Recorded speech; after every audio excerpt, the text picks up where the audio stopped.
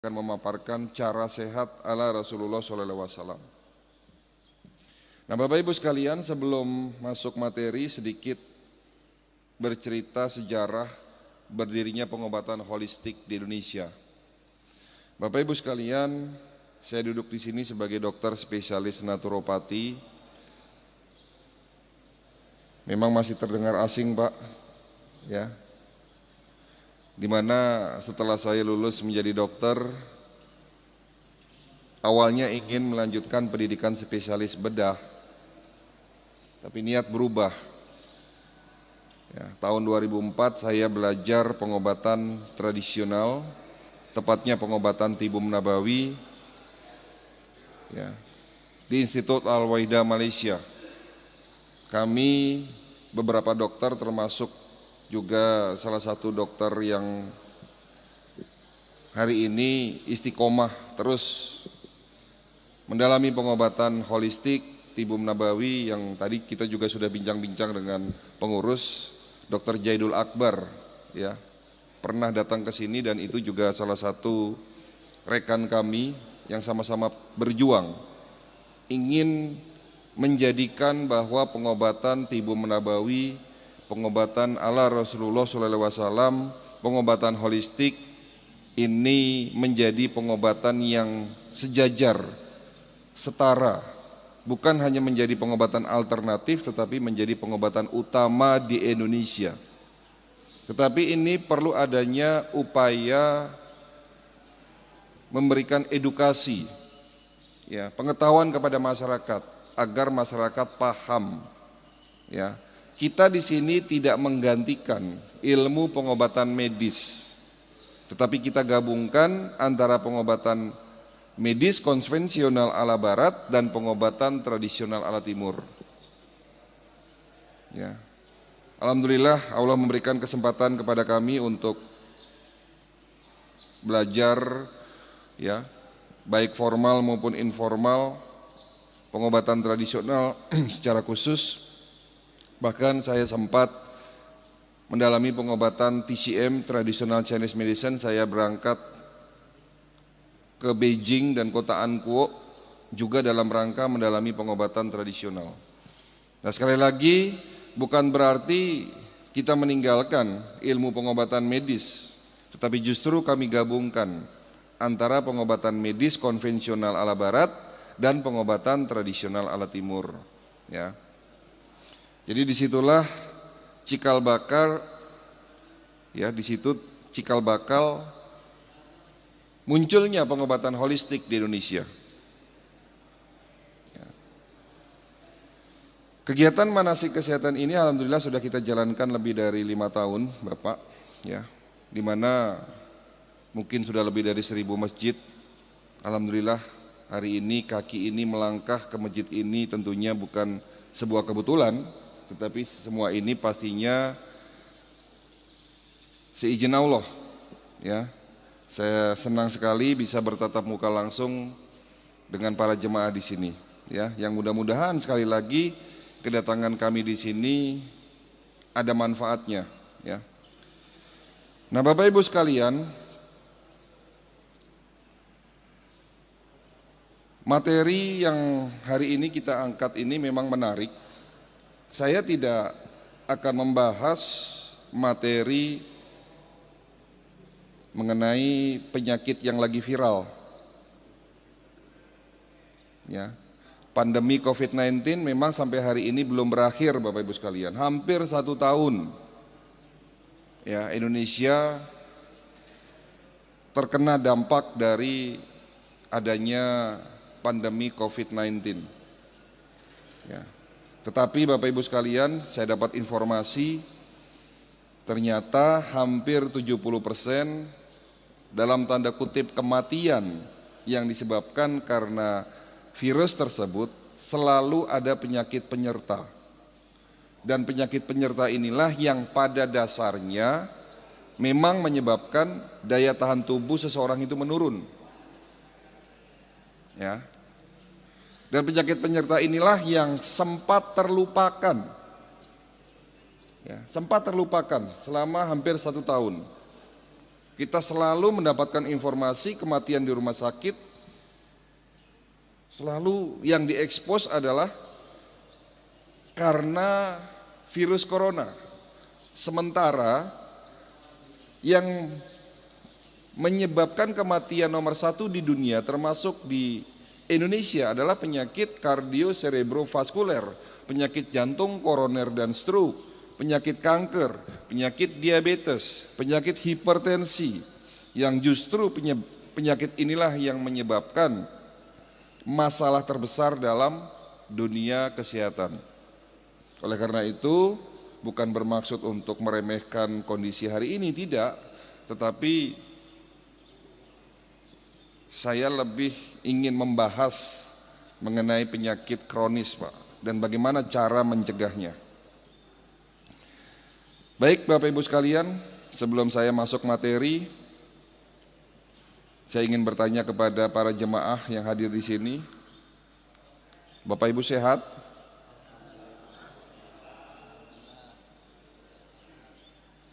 Sepertinya ada yang ragu-ragu, Pak. Sehat atau tidak sakit?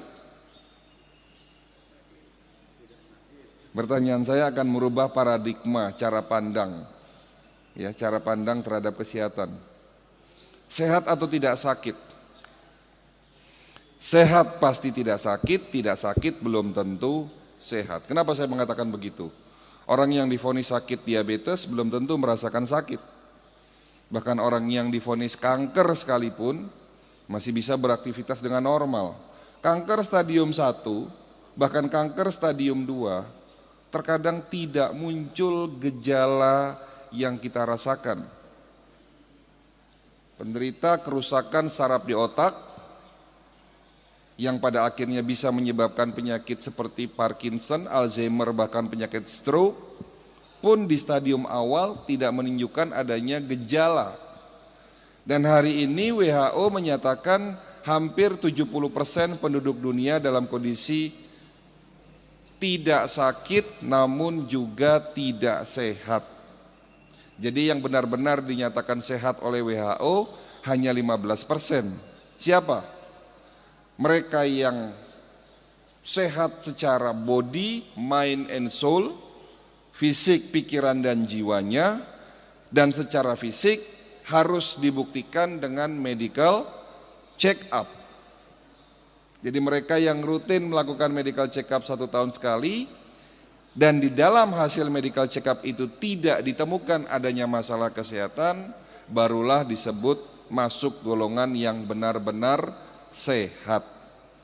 Jadi kalau belum pernah medical check up, itu masuknya golongan tidak sakit. Jadi di sini siapa yang sehat? Baik, kenapa penyakit kronis sulit disembuhkan Bapak Ibu sekalian? Atau bahkan mungkin pertanyaannya saya rubah lagi.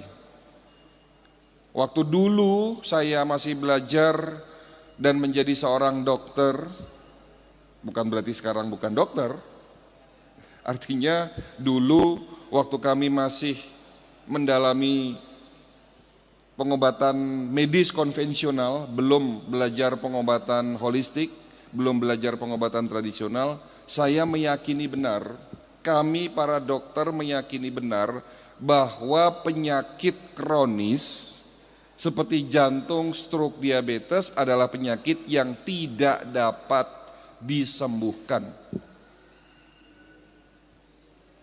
Orang yang divonis sakit diabetes, seseorang yang divonis sakit hipertensi, apalagi jantung, stroke, dalam ilmu kedokteran medis dikatakan tidak dapat disembuhkan. Itu kita yakini benar karena memang teorinya seperti itu.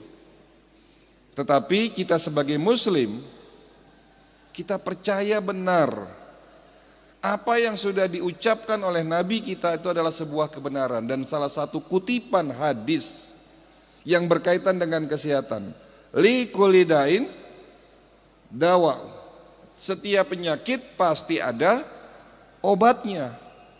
Ini masih ada lanjutannya sebenarnya. Maka berobatlah kamu, dan jika obat tersebut tepat menemui sasaran penyakitnya, insya Allah dengan seizin Allah penyakitnya akan sembuh. Artinya dari kutipan hadis tersebut bahwa insya Allah semua penyakit bisa disembuhkan. Nah, disinilah muncul pertanyaan, lalu mana yang benar?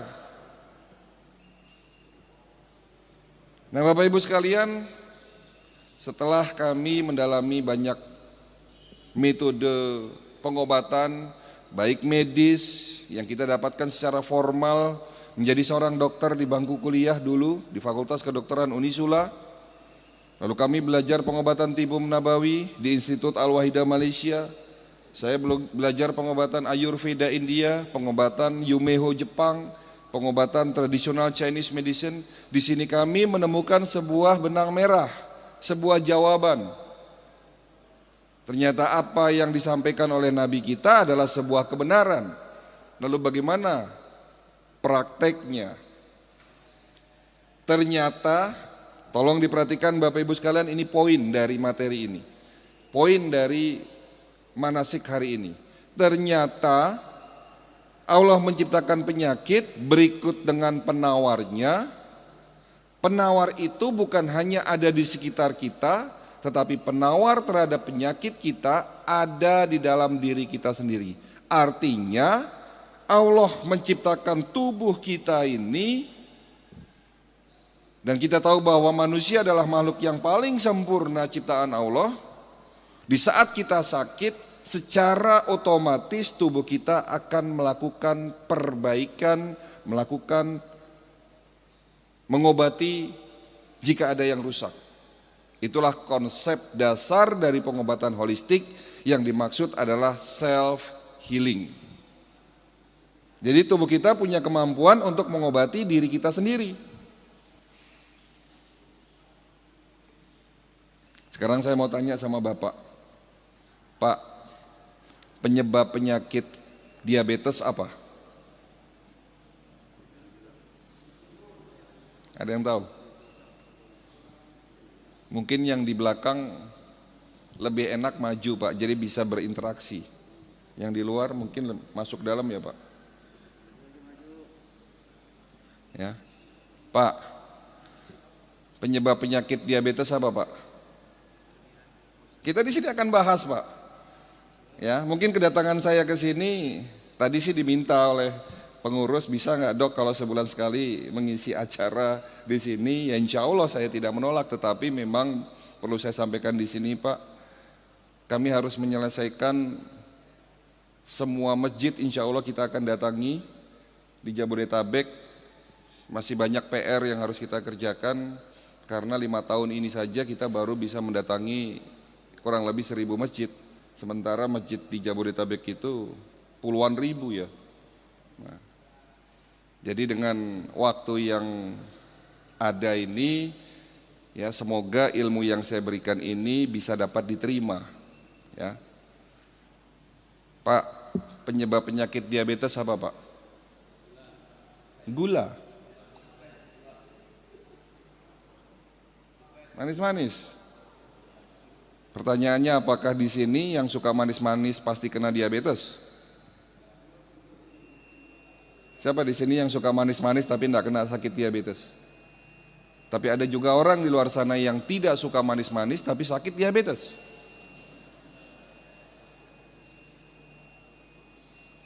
Ya, betul. Apa penyebab penyakit diabetes kalau begitu? Pola makan umum. Sekarang saya mau sedikit ngasih kuliah nih. Di dalam tubuh kita adalah satu kesatuan, mulai dari sistem organ, suborgan, jaringan, dan sel. Bagian terkecil dalam tubuh kita adalah sel. Betul? Ada berapa jumlah sel dalam tubuh kita? 500 triliun sel. Mulai dari sel kulit, sel otot, tulang, dan organ. Semua dibentuk oleh sel. Sekali lagi tolong perhatikan, bagian terkecil tubuh kita adalah sel.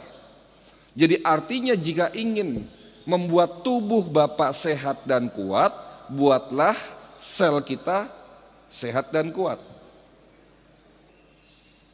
Jadi kalau ada penyakit muncul, berarti terjadi kerusakan sel. Lalu apa penyebab penyakit diabetes? Kerusakan sel pada organ pankreas dan kerusakan sel pada hormon insulin. Pertanyaannya, apa yang menyebabkan pankreas dan hormon insulin itu rusak? Apa? Ada yang tahu? Teori terbaru yang kami pelajari hari ini, ternyata kerusakan sel dalam tubuh kita disebabkan karena adanya radikal bebas. Tolong sekali lagi kata ini dicatat, ini poin penting. Apa itu radikal bebas? Radikal bebas adalah sebuah senyawa molekul dalam tubuh kita yang terbentuk akibat proses oksidasi yang berlebihan. Proses oksidasi ini contohnya kalau di luar sana itu seperti besi berkarat.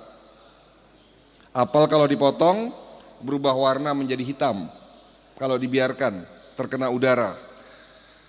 Minyak goreng yang tadinya jernih setelah digoreng berkali-kali akan berubah warna menjadi menghitam.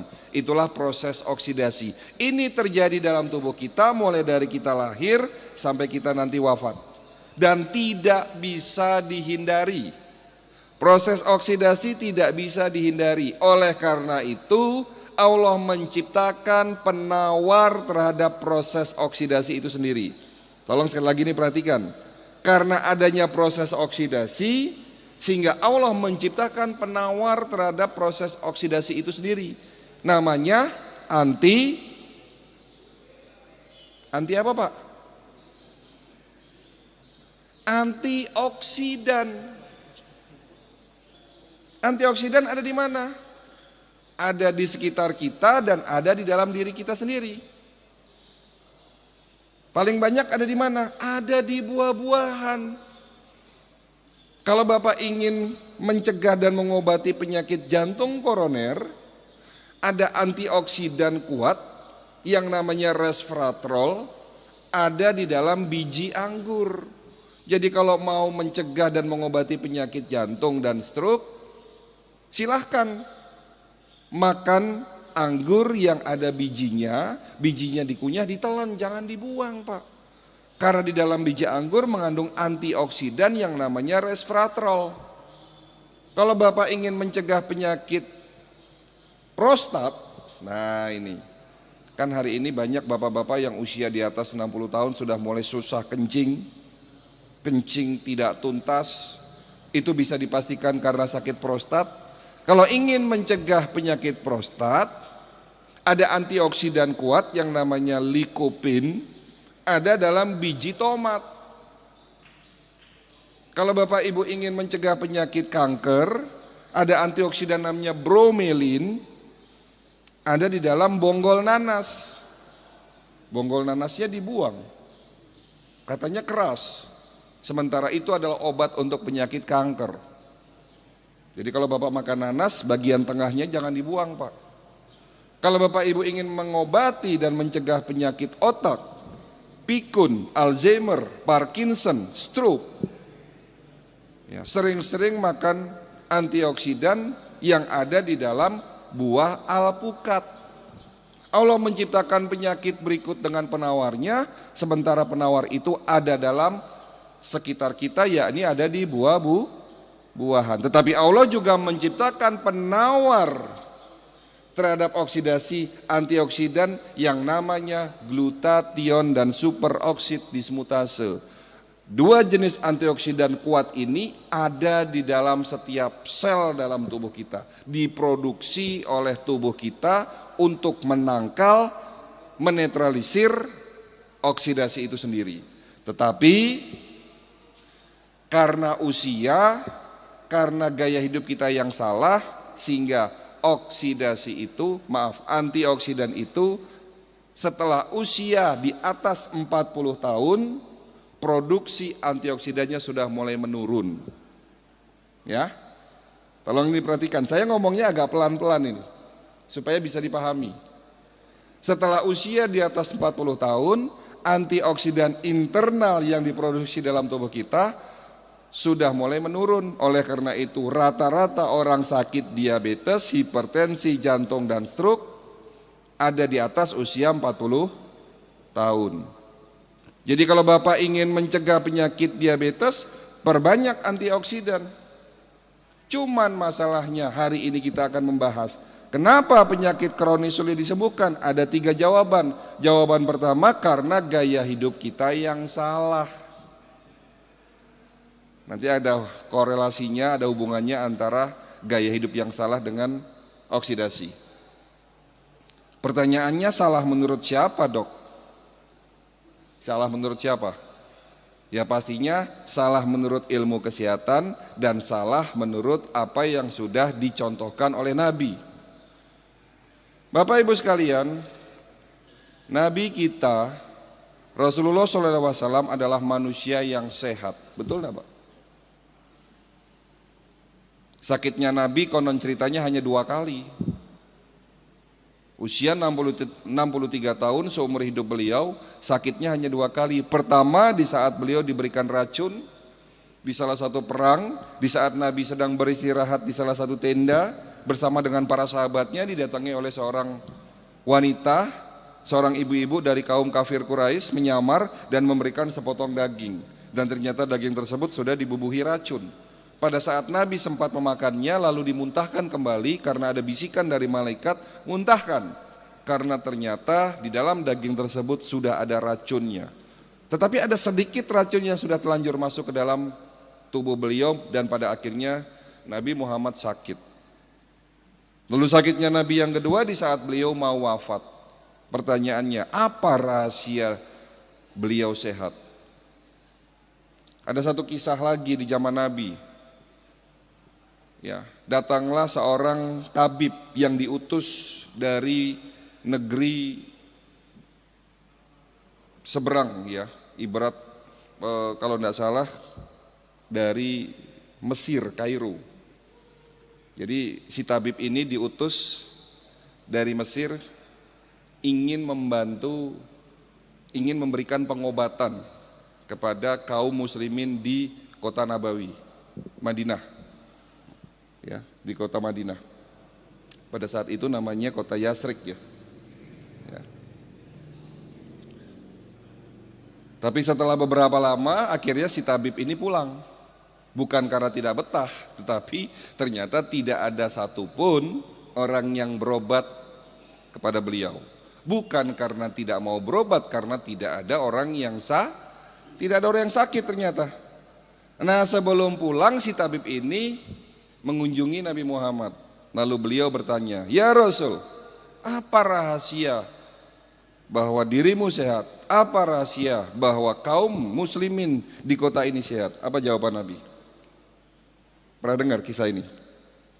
Nabi mengatakan dengan tegas, "Benar, kami adalah kaum yang sehat karena kami makan di saat lapar, berhenti makan sebelum kenyang."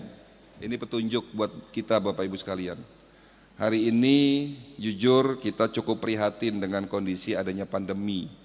Tetapi bukan hanya karena pandemi. Sebelum pandemi Pak, rumah sakit rame Pak. Bukan hanya karena pada saat pandemi rumah sakit rame. Sebelum pandemi pun rumah sakit sudah rame. Orang yang sakit kanker di rumah sakit Darmais setiap hari saya lihat itu ratusan Pak. Orang yang sakit jantung di rumah sakit sebelahnya Darmais, rumah sakit Harapan Kita, rame. Kenapa begitu? Kenapa begitu Pak? Karena pola makan masyarakat kita ini sejak 30 tahun yang lalu sudah mulai berubah. Sekarang saya mau tanya, kita buktikan, hari ini kita buktikan bagaimana pola makan kita. Siapa di antara Bapak Ibu, tolong tunjuk tangan. Siapa di antara Bapak Ibu yang di rumahnya tidak punya, saya tanya yang tidak punya, tunjuk tangan, tidak punya stok mie instan. Ada enggak yang enggak punya? Oke, pertanyaan kedua, siapa di antara kita, di antara Bapak Ibu yang di rumahnya punya minimal 3 jenis buah? Pak Ketua DKM punya 3 jenis buah. Yang lain? Padahal tadi saya sudah katakan, obat terhadap penyakit diabetes, jantung, stroke yang disebabkan karena tingginya radikal bebas. Radikal bebas terbentuk akibat proses oksidasi yang berlebihan. Ternyata Allah sudah menyiapkan penawarnya yang namanya antioksidan. Salah satunya ada di buah-buahan. Indonesia adalah negara dengan produsen buah terbesar di dunia. Buah di Indonesia paling komplit, harganya murah. Tetapi coba kita lihat hari ini, mohon maaf, siapa di antara Bapak Ibu yang di rumahnya punya minimal 3 jenis buah? Buah semangka di Jepang harganya 800.000 Pak, paling murah. Di Indonesia berapa? Enggak sampai 100.000. Pisang di Amerika mahal sekali, apalagi duren Pak.